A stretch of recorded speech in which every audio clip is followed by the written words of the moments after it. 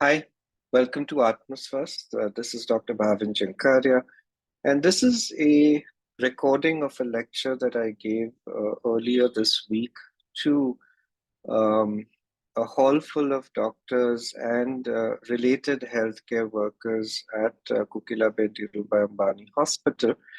That was geared more towards doctors, but this presentation is for everybody to summarize everything that I've been doing over the last 3.5 years at www.atmasvasth.com, which is our quest to live long healthy, and to talk about the 15-point guide that I have published in my book 4 months ago. Time is a great teacher, but unfortunately, it kills all its pupils. And that's what Hector Berlioz said. What it really means is that we have no control over our birth. We have no control over the fact that we will die. There is a line between life and death, which is what we live. Time teaches us a few things, but there are a lot of things we have absolutely no control over as well. And yet, after all this, we still live, want to live. And if we have to live, we have to live long, healthy.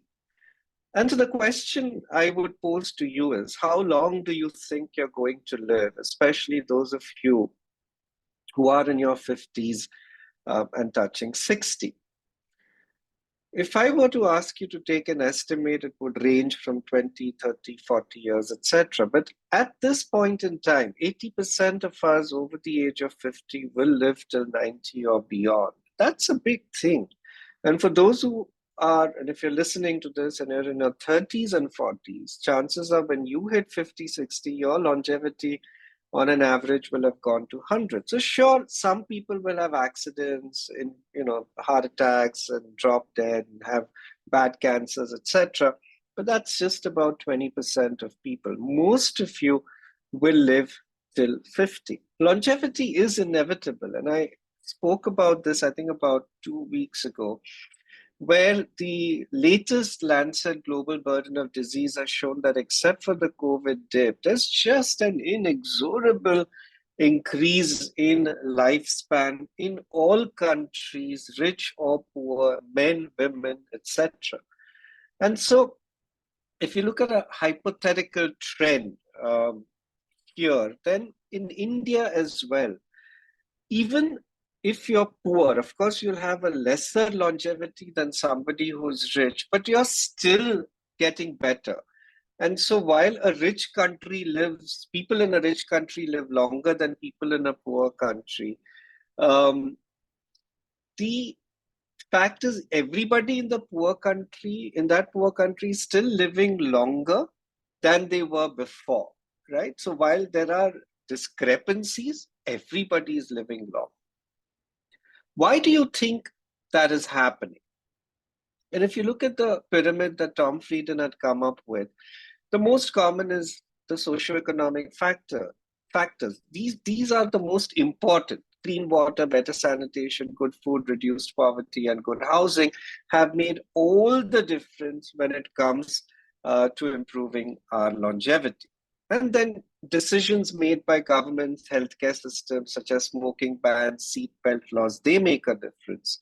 Long-lasting protective interventions such as vaccines, I mean, you could debate screening mammography, but similar interventions make a difference. And I think vaccines, especially childhood vaccination, has changed the way people live. There is such a reduction in infant, childhood, maternal mortality, etc., which all also come together, along with the vaccines that make sure that we live till age of 15 and beyond quite easily. And that just has resulted in all of us living longer, period, across board in all countries. And then you come to clinical interventions by doctors, hospitals, etc., and then counseling and education. So here, of course, it's all geared towards the individual here. It's all geared towards the population. But somehow in these last 200, 250 years, I mean, just as far, not as far back as, let's say, 1810 or 1820, the average lifespan in India was between 32 to 40 years. Today, it is 72 years, and that has happened in just 200 years. The problem, though, is that while we will all live long, many of us will live diseased lives with pain and suffering. And honestly, what is the point of living long if you're going to be frail and sick and diseased and a burden on family and society? It's not easy on people around you to take care of you all the time and put their lives on hold as caregivers. I mean, that's another issue by itself. So, what we need is a long health span within that long lifespan. And health span, therefore, needs to be defined. It is the period of time within our lifespan without a major illness, chronic disease, and disability. Just to understand the concept, this is what I started with about 3 years ago, that if our lifespan currently is the blue line, that is 70 years, by and large, right now, we have a health span of 60 years, and 10 years we spend with disease on an average. What we would like is for that diseased period to be compressed into, let's say, just 5 years so that we have a longer health span of 65 years. But of course, we're all going to live long. Now, currently, as things are, if we live longer to 85 or 90, a lot of people will have a diseased period of almost 15 years, which means that you have a health span of only about 70 years within those 85 years. What we would like is to live till 90, 100, but again, compress the disease period in just about the last 4 to 5 years, perhaps not be diseased at all, and have as long a health span as possible. So while longevity is inevitable, a long health span is not. And that is something we need to work towards and manage. So that's what this whole thing is about. How can we ensure a long health span for ourselves? About 3 years ago, when I first wrote this, I had Dr. Hemant Morparia, who's also a radiologist, write this in a form of a koan, where you have this seeker going to a guru, braving a lot of uh, issues along the way, finally reaching the guru who just says, I got to pee. And that's when the light bulb goes on into this, in this person's head, saying, oh, just as no one can pee for me, I have to do it for myself. That's how Atmasvasth was born. Atma as in self and svasth as in health. So we have to manage our health ourselves. So why Atmasvasth? Because being healthy is much more than mere absence of sickness, because there is much more to health than healthcare, because your health is your responsibility and no one else's, because no one but you, yourself, can ensure that you live a long life healthy with a long health span and lifespan. What are the main issues as we age? We don't want heart attacks and strokes, that is paralysis. We don't want to become demented. We don't want to fall and fracture. We want to prevent cancer or diagnose it early so that we can treat it. And we want to prevent major infections that would put us to bed. And so these are the various things we need to be aware of in our circle of life. And that is what this book, and I'll give you a link at the end to the book on Amazon, is all about. And that's the guide. I mean, that's the website where everything happens. That's my blog. That's where I put up a new piece once every 7 to 10 days. And it's not just these factors. We also need to manage our healthcare logistics, including finance, insurance, etc. So let's look at what we can do to prevent disease. And there are two issues here. One is preventing disease from occurring in the first place. The other is picking up disease early in the hope that treating it improves quality and quantity of life. So a lot of people equate getting, let's say, an annual health checkup with preventive disease. But that's this part, picking up disease early. What we want is to not have disease in the first place. Now, some of it is just determined by our genes, about 10 to 25%, and there perhaps is not much that we can do. Similarly, where we live, what we are exposed to, the pollution around us, the healthcare systems that we have, our access to doctors will also determine how we do in life and how long our health span will be. But having said that, what we do is also important.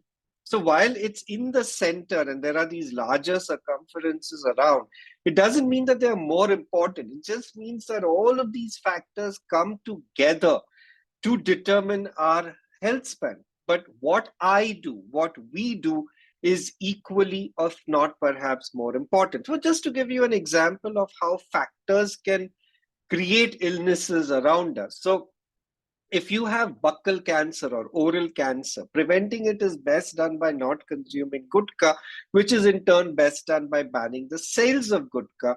And yet you have such people who do surrogate advertising and promote the sales of gutka, maybe unwittingly, maybe they didn't know. If you want to give them the benefit of doubt, maybe they didn't know what they were doing. But it's very difficult to assume that such intelligent people would not know what they're getting into. And then they pushes prevention so far back, because you have devotees and fans who will say that if they can promote this kind of stuff, then why shouldn't we be eating and consuming gutka?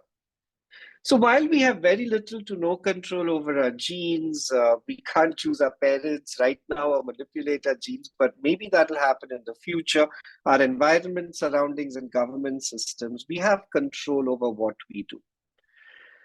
So what is it that we should be doing? So these are the various things: physical activity, eating sensibly, salt and sugar control, sleeping well, not falling, not smoking, drinking in moderation if you do, otherwise don't drink, taking your vaccines, managing senses, oral vision, hearing, building our minds, building cognitive reserves, etc. Let's take physical activity. We all know this sentence, right? That if exercise could be a pill, it would be the single most widely prescribed medicine in the world. But it's just that if you took every factor that goes into improving your health span, the single most, and the one that is responsible for 50% of that pie, would be physical activity. And you don't need much. If you just look at a graph like this, what you need is 150 to 300 minutes of moderate physical activity per day. If you can get there, you improve your survival and basically health span by almost 30% compared to if you were not active at all. 30%. And what does that need? Just about 4,000 steps a day to get a greater than 50% reduction in mortality from if you were not walking at all. Just that. So the magic is a 30 to 45 minutes walk every day at the minimum, which is 4,000 purposeful steps. It's purposeful steps. It's not putting a watch and saying, did I reach 4,000 steps? Because just walking in the house, doing housework in the office doesn't count. It has to be structured leisure activity where you take out this much time and walk. Now, you could run, in which case it would be maybe 20 minutes to 30 minutes. You could be doing strength training. You could do much, much more. But this is the bare minimum. And of course, the more you do, unless you reach an elite athlete level where you're going to do ultra marathons, etc., where then whether you do 20,000 steps or 10,000 steps, it doesn't really make a difference. But up to this level, which all of us ordinary mortals can aspire to, you just land up doing better and better. Then you have food. There is so much misinformation about food. Everybody thinks they are an expert. An entire diet industry exists because of all of this confusion about food. And so the dogmas, rather not the dogmas, the statements are all about being sensible. So you aim for 4 to 5 servings of fruits and vegetables a day. This makes a difference. Maybe adding a portion of non-salted mixed nuts, avoiding things that come in a package, especially if they are significantly processed or sweetened. You may indulge in some time-restricted eating, though the current data now keeps telling us that TRE or intermittent fasting is no better than just controlling your calories in a day, but it helps you better control your calories so you can decide for yourself. Not more than 1 to 2 teaspoons of salt a day, and maybe switching to a potassium enriched substitute. Since it is impossible to control salt intake, every item of food that we eat, unless it's a fresh vegetable or fruit, will have salt within, given the state of our food industry. The best thing is not to add additional salt, and to, if you have a cook or if you know what you're doing, just make sure you add little less salt and maybe use a potassium enriched substitute. And you don't need to count calories daily, but at least once in at least a week in a month or 5 days in a month will help you understand how much you're eating and whether you're overeating unnecessarily.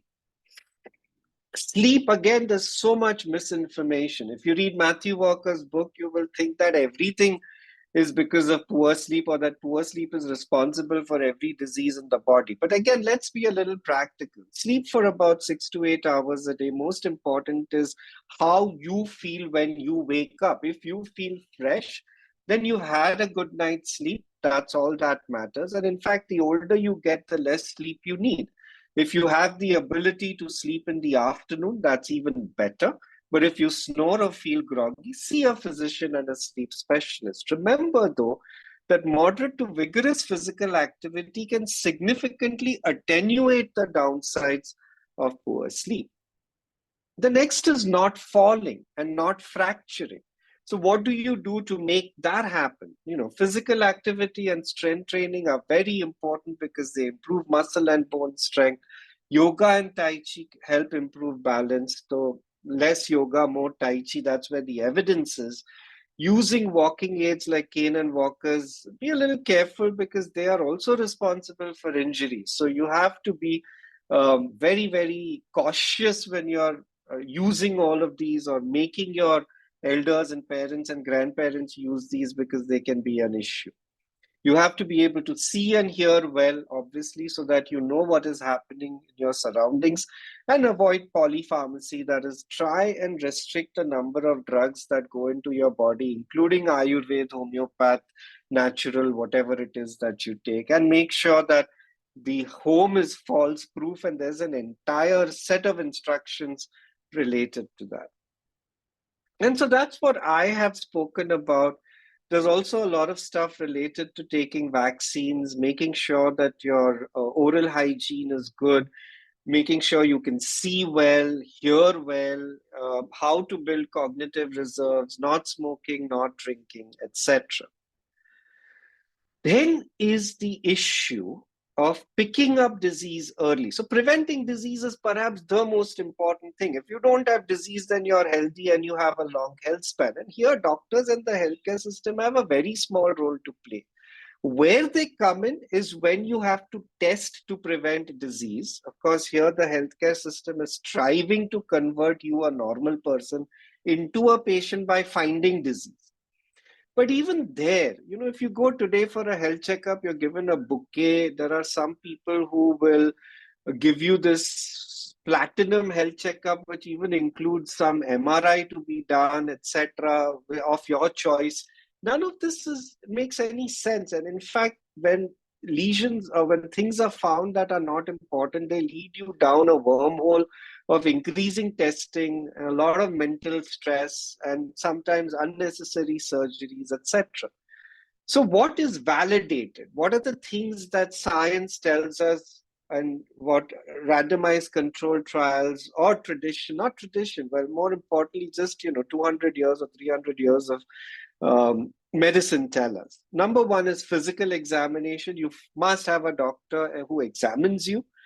And then checking for your oral hygiene, vision, hearing, annual or biennial. You need to go to a doctor for this. Blood pressure you can measure on your own once a year. These tests you can get done yourself. You don't need a doctor's prescription for these. So hemoglobin for anemia, lipids, CBC just to check your cell count, lipids, fasting blood sugar, and HbA1c, and serum PSA. I would say that, above 70, you definitely don't need it. And you should tell, if supposing for any reason you get admitted for something, tell the hospital you don't want the test to be done. Below 70, it helps in specific situations, but don't just get it done as a routine. You can do your own QRIS 3 or LE8 assessment online to see where you fare when you have all of this information available. Then the only other tests that are validated are an ECG after age 65 for atrial fibrillation, annual mammogram in women between 45 and 75, HPV DNA in women between 30 to 65 years of age and once in 5 years, low dose CT for lung cancer and smokers only. If you're above the age of 65, then ultrasound for an abdominal aortic aneurysm and a bone density by DEXA for osteoporosis in women over the age of 60, and a chest x-ray for TB once in 3 to 5 years in a country like India. That's it. You don't need anything more. And a lot of these things you can get done yourself if you know where to go and then sort it out. So you really need a doctor to examine you physically. You maybe to take an ECG, you need to go to a clinic to get some of these tests done, but you can pretty much get these done yourself. Now, do not do whole body MRIs or PET CTs or full body profiles. They are not validated. And just because you find something early doesn't mean that that would have created problems in your health in the future anyway. So it doesn't really help or work out to any great extent. We also need to manage the logistics of our health. So this is the minimum amount that you need starting at age 65 till age 90 just for your health. And this is where, I discussed this at atmasvasth.com/health budget. As you can see this URL here. Apart from that, you should have a living will, you should have adequate insurance, identify good doctors around you, or a healthcare coach. What about meditation and yoga? So much is made of it across the world, whether in India or in the Western countries. Doctors use a site called PubMed, PUBMED, that gives us access to peer-reviewed scientific articles that are published in journals across the world. And if you look for data on meditation and yoga, you will find that that good hard data on their ability to increase our health span is very poor. And then you'll say, but it makes me feel good. And a lot of people prescribe it. So what is wrong with that? Well, then you do fall back upon the Lindy effect, which says that if something's been around for X number of years, it's likely validated in some form and will likely continue for the same X years. So if meditation and yoga have been around for 3,000 to 4,000 years, and perhaps they work, but maybe our modern science doesn't have the means to figure out how it works. So we're not able to measure the effectiveness. But remember that both have side effects and downsides. Yoga can lead to quite a few injuries and aggravate degenerative disease in the knees and the hips, etc. And meditation can aggravate mental disease as well. So you have to be careful. You need a coach. You need somebody to guide you through all of these things. And then perhaps you can incorporate this into your daily lives to just make you feel better. But I don't know if this improves your health span or lifespan. All of this time that I've been speaking, not once have I talked about weight loss. Today, if you look at any book, by and large, or any website, or health influencer, or any talk that happens about good health, it is apparently equated with weight. Weight is one part of your body that may determine your health span and lifespan. It's one part, right? It's not the end goal of living long healthy. So it's all just so wrong when the focus is only on food as a means to check your weight or so-called improve your weight. And even with food, the focus, and I should have mentioned that in the food section when I spoke, seems to be only on weight loss rather than eating sensibly with a goal to live long healthy. Now, with weight loss as well, BMI is a flawed method, probably does more harm than good. Remember, obesity any day is better than malnutrition, while morbid obesity, BMI is over 40, need management. Everything else should be taken with a pinch of salt. And most importantly, it is better to be fit and so-called overweight than so-called normal weight, lean and unfit. And you can see here that there are at least 4 or 5 longitudinal studies that have shown that if you're so-called overweight and fit, you have 17 events. I mean, just to give you an example, but if you're normal BMI and unfit, then you have 3 times the abnormal cardiovascular events and mortality, as compared to somebody who's fit but a little so-called overweight because you measured using BMI. So it's just better to be fit and fat than um, unfit and so-called thin. As Dorothy Sayers says, paradoxical as it may seem, to believe in youth is to look backwards, to look forward. We must believe in age. So over and above everything that we do, our health span also depends on the way we conduct ourselves in society, the friends we have, how we deal with loneliness, the purpose that we have, getting up in the morning every day to have something to do, the freedom we have, the social media that we get trapped into. How much time in a day do you spend scrolling through WhatsApp or Twitter? And then you land up with all kinds of mental and sometimes physical issues as well. How you deal with the possibility of financial fraud. I mean, if you're above 70, you're the ideal target for fraud today. And there are so many ways that happens. And I think one thing that we need to remember, and I think one simple method is that if picking up the phone of an unknown number, or picking up an unknown number calling you, is part of your life, in the sense that you're a doctor at 70 still working in an emergency situation, etc., then perhaps so, but maybe just don't pick up an unknown number. And I think it starts with that. If you don't, you could avoid perhaps 80% of all financial fraud.